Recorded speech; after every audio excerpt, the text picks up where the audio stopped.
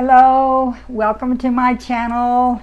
My name is Ada. If you haven't been here before, my name is Ada, and I call this the Ada Believer channel because I am a believer in the Lord Jesus Christ, and so I thought that's a really good name for it. My cousin started calling me Ada Believer, and it kind of stuck, and I kind of like it. So I've got my glasses on today because I'm going to do a little bit of reading here, and so I'm having kind of trouble focusing on that, but that's okay. I know you can see me because I can see it's on. Thank you for coming to my channel, and I have another song to share, another story, a little story about how I got this song. And I think most people that live for Jesus will be able to relate to this, because we're all praying for our loved ones and our friends and our country, and then there's special needs. You know, there's those that you have that have big troubles, and you could just have to go to the Lord and lay them on the altar and keep asking God to help and move in a special way. And you know, I found when I'm praying in the Spirit, I get lost with the Lord, and I get this refreshing. I get my mind renewed on the Lord, of what He's going to do, what His will is in my life and in my children's life. And He says very loud and clear, it's not His will that any perish, but that all should be saved. And He gave His life for the whole world. So I know that includes my children, my grandchildren, my great-grandchildren, my great-greats, however far that goes. I do have a great. So I pray for them, and I know God has promised me personally that He heard my prayer and He is working on it. So, you know, if He's working on it, that's good. That is really super good. The only thing that can stop the move of God is total rejection and an unwilling heart. And His Spirit is so loving and so sweet. You know, He can change any heart if we're really interceding, and He can work things out to bring it to pass what you're praying for. So the name of my song is Bring It to Pass. And because I feel like I was praying for my kids, and I heard from the Lord saying, this is in my will, and if you pray according to my will, that He knows, He hears us. So you know He's actively working in it. So I got this little song, but I had read this story, and I know a lot of you heard it. It's a wonderful story, though, especially in my life. It's special because it has a special meaning to me. But it's out of 1 Samuel, the first chapter, and 1 through 17. It's a short little story. I'm going to read it to you right quick. Try to. It says, now there was a certain man, a Ramoth Zophim of Mount Ephraim, and his name was Elkanah, and the son of Jehoram, the son of Elihu, the son of Tohu, the son of Zuph, and Ephratite. And he had two wives. The name of one was Hannah, the name of the other was Peninnah. And Peninnah had children, and Hannah had no children. And this man went up out of his country yearly to worship and to sacrifice unto the Lord of hosts in Shiloh, and the sons of Eli, Hophni, and Phinehas, the priests of the Lord, were there.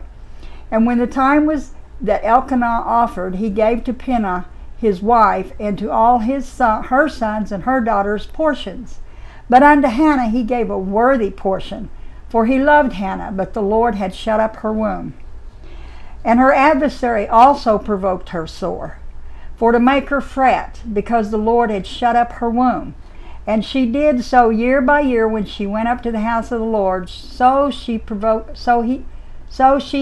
her. Therefore she wept and did not eat. Then said Elkanah her husband to her, Hannah, why weepest thou? And why eatest thou not? And why is thy heart grieved? Am I not better to thee than 10 sons? So Hannah rose up after they had eaten in Shiloh, and after they had drunk. Now Eli the priest sat upon a seat by the post of the temple of the Lord. And she was in bitterness of soul, and prayed unto the Lord, and wept sore. And she vowed a vow and said, O Lord of hosts, if thou wilt indeed look upon the affliction of thy handmaid, and remember me, and not forget thy handmaiden, but will give unto thy handmaid a man-child, then I will give him unto the Lord all the days of his life, and there shall no razor come upon his head. And it came to pass, as she continued praying before the Lord, that Eli marked her mouth. Now Hannah, she spake in her heart, only her lips moved, but her voice was not heard. Therefore Eli thought she had been drunken. And Eli said unto her, How long wilt thou be drunken? Put away thy wine from thee. And Hannah answered and said, No, my Lord, I am a woman of sorrowful spirit. I have drunk neither wine nor strong drink, but have poured out my soul before the Lord. Count not thy handmaid for a daughter of Belial, for out of the abundance of my complaint and grief have I spoken thereof. Then Eli answered and said, Go in peace, and the God of Israel grant thee thy petition that thou hast asked of him. And as we all know, that she did go home and joyful, her spirits lifted, and she did conceive. That's one thing I want to bring about. It says in the Bible that the Antichrist, when he comes, he will not have any desire of women. And a lot of people think that he might be not interested in women and not want women, but he will prefer men or something. But it could be also that the greatest desire in a woman is to have a baby. And when she gets married, she wants children, and she will grieve over it. And you ask any woman that's married that's trying to get in motherhood way, and it's very intense. But that is a desire of woman that is from God, to bear, because that's what he told Adam and Eve, be fruitful and multiply. So that's our inborn desire, is to bring forth seed of our own, to have babies, especially for a mother, to bring forth and love and rear and train. So that was Hannah's heart, and Elkanah said her prayer was going to be answered, and she did. She conceived, and she brought forth Samuel, and he was a prophet. And she ended up, after she weaned him, I don't know how long it was back in those days, but she weaned him, she brought him back and left him at the temple with the priest, and he ministered. And as we know, Samuel grew up to be a great prophet of God. But it just shows you that God wants to give you the desires of your heart. You find those times in the Bible, what is kind of like what you're going through, and say, you can claim those things too, because the word is for us, and his promises are for us, for each one of us, and they stand true.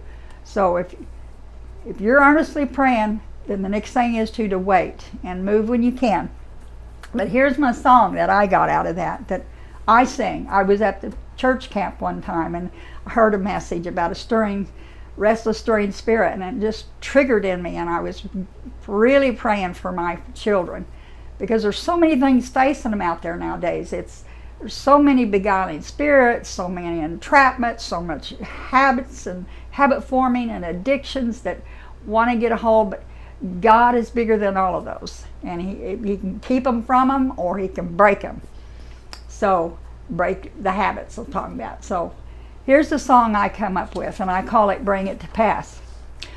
Oh, bring it to pass. Bring it to pass, those promises you've made. This restless, stirring spirit inside, it just won't go away.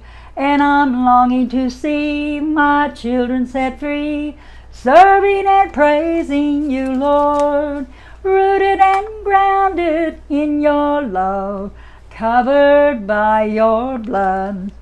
I can really feel Hannah's heart when she cried unto you, Lord. The adversary provoked her sore, making her to fret. But she didn't want just any child, for righteous seed she wept.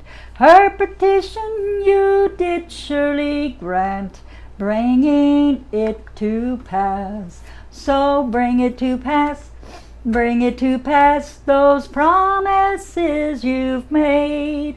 This restless, stirring spirit inside, it just won't go away. And I'm longing to see my children set free, serving and praising you, Lord, rooted and grounded in your love, covered by your blood.